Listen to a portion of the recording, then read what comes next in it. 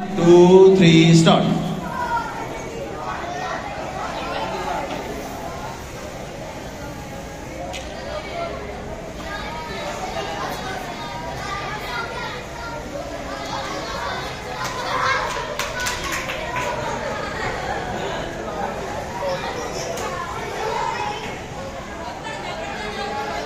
शाबाश शाबाश शाबाश शाबाश। देखते हैं जी कौन विनर होता है जी।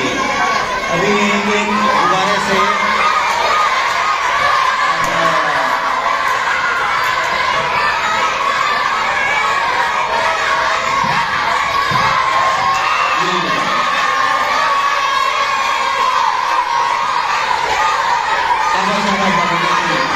अभी 2 से मुकाबला बराबर है जी।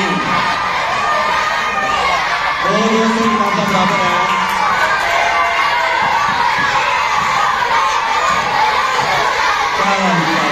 बिलाल और ये देख लिया जी।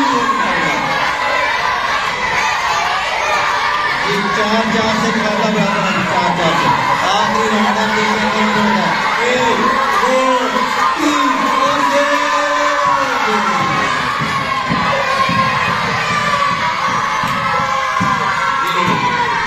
आज के इस मुकाबले के विनर हैं मोहम्मद बिलाल।